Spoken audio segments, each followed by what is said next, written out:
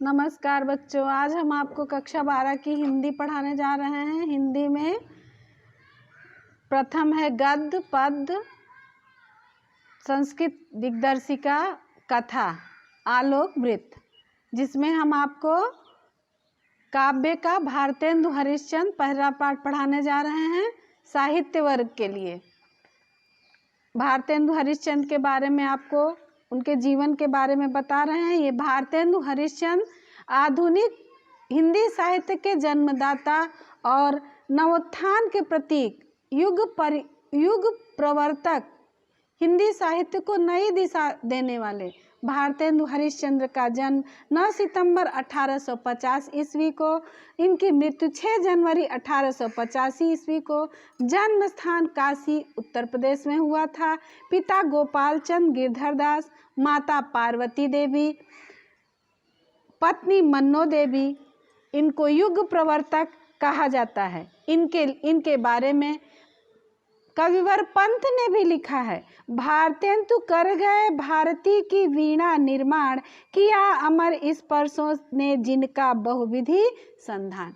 ऐसे हमारे भारतेंदु हरिश्चंद्र जो युग प्रवर्तक थे, हिंदी को नई दिशा देने वाले, इन्होंने हिंदी को नई दिशा दी। नई दिशा देने वाले भारतवासियों भारतेंदु हरिश्चंद्र ने हिंदी गद्य का नया सूत्रपात किया। साहित्य क्षेत्र की समस्त पुरानी नई विधियों में रचना करके हिंदी साहित्य को सर्वांगपूर्ण बनाया।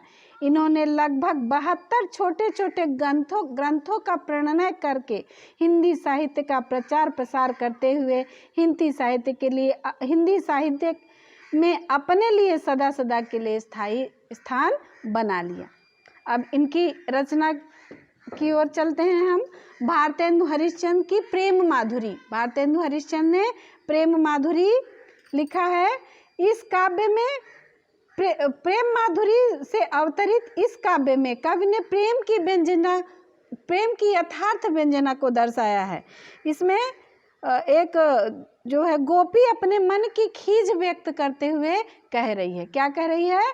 देखिए, मारग प्रेम को समुझे हरिश्चंद्र यथारथ होत यथा है, लाभ कछु न पुकारन में बदनाम ही होन की सारी कथा है।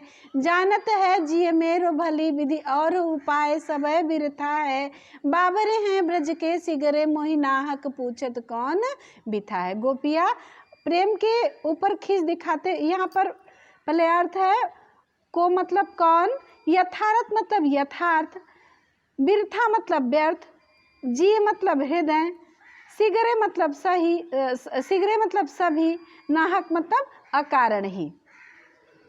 इसमें क्या कह रहे हैं कवि? हमारे भारतेंदु हरिश्चंद्र जी कह रहे हैं कि गोपी कह रही है कि प्रेम के मार्ग को भला कौन समझ सकता है। मार्ग प्रेम को समुझे, हरिश्चंद्र यथारथ होत यथा है। भारतेंदु हरिश्चंद्र जी कह रहे हैं कि वो गोपी अपनी खीज निकालते हुए कह रही है कि प्रेम के मार्ग को भला कौन समझ सकता है। प्रेम के मार्ग को कोई समझ नहीं सकता है। उसके वास्तविकता को समझना बड़ी ही कठिन कहानी है। क्यों? क्योंकि संपूर्ण कहानी तो केवल कलंकित होने की ही है। लाभ कछु न पुकारन में, यदि मैं अपने प्रेम को दर्शाती हूँ, लोगों को बताती हूँ, तो उसमें कोई मेरा लाभ नहीं होगा। किसी को बताने में, किसी को समझाने में मेरा लाभ नहीं होगा। उसमें क्या होगा? लाभ कछु न पुकारन में, किसी को बताने में मेरा कोई लाभ न हो करके केवल बदनाम ही होने की बात सामने आएगी, अर्थात कलंकित ही होना होगा। उसमें कुछ और उपाय नहीं है। अतः क्या करें कि इस बदनामी होने से बचने का उपाय कोई उपाय ही नहीं है। इसमें सिर्फ बदनाम ही होना है। बदनामी ही होने की सारी कथा है। किसी को अपने मन की बात बताने का अर्थ है सिर्फ बदनाम होना।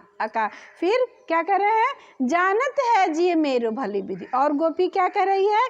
यही कलंक जो है वस्तुतः दुख का कारण है। ये तो हमारा मन भली भांति अच्छी तरीके से जानता है।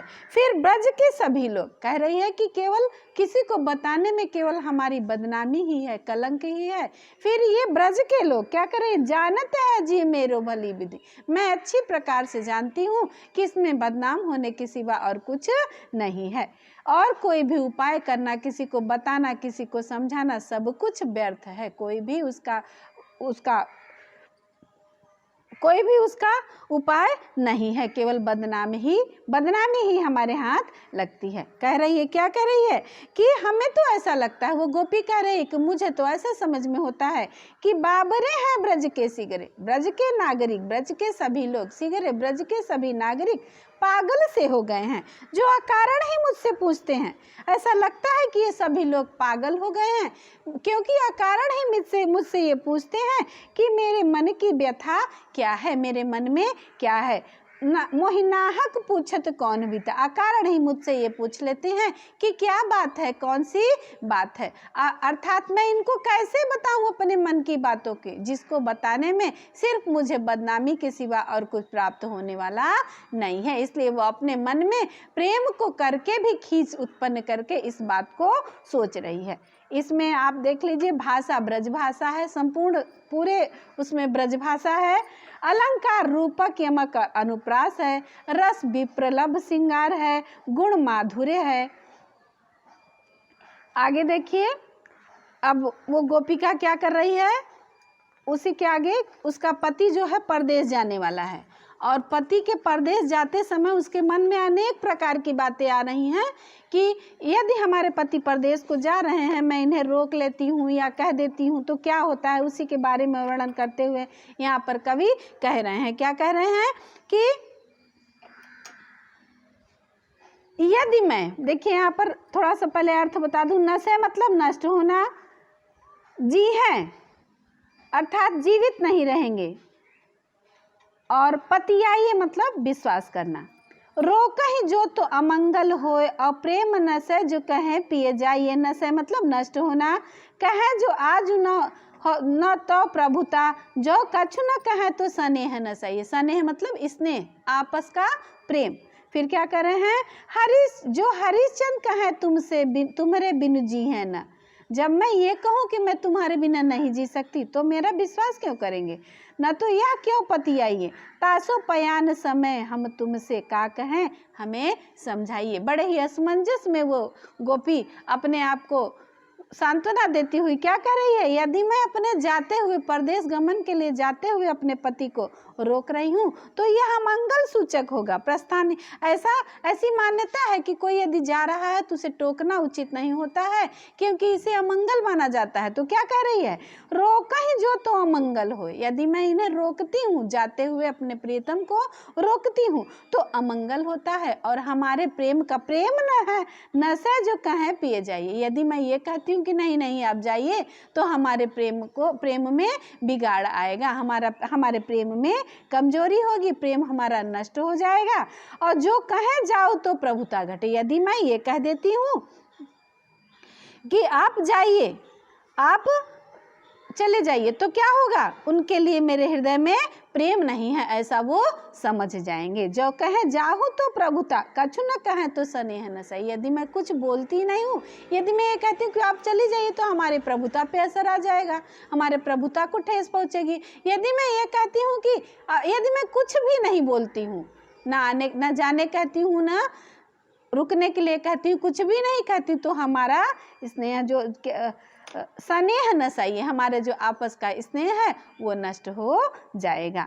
जो हरिश्चंद्र कहे तुम्हारे बिन न जी, हरिश्चंद्र जी कह रहे हैं कि वो गोपिका कह रही है कि यदि मैं अपने प्रियतम से ये कह देती हूँ कि मैं तुम्हारे बिना नहीं जी सकती, तुम्हारे बिना जी है ना, तुम्हारे बिना नहीं जी सकती, तो यह क्यों पतियाई, तो फिर क्यों मेरा वो विश्वास करेंगे कि मैं उनके बिना नहीं जी सकती हूँ। फिर क्या कर रहे हैं, तासो पयान समय, फिर गोपी क्या कर रही है कि हे प्रियतम आपके जाने के समय, पयान मतलब जाना, कह रही आपके जाने के समय हम आपसे क्या कहें, तुमसे क्या कहें, आप ही हमें समझाइए, आप ही हमें बता दीजिए कि आपके प्रस्थान के समय, आपके जाने के समय हम आपसे क्या कहें, आप ही हमें बता दीजिए। हमारे मन की उलझन भी खत्म हो जाएगी और हमारा मन भी शांत हो जाएगा। इसमें गुण माधुर्य है, अलंकार अनुप्रास है, रस श्रृंगार है और छंद सवैया है, शब्द शक्ति लक्षण है।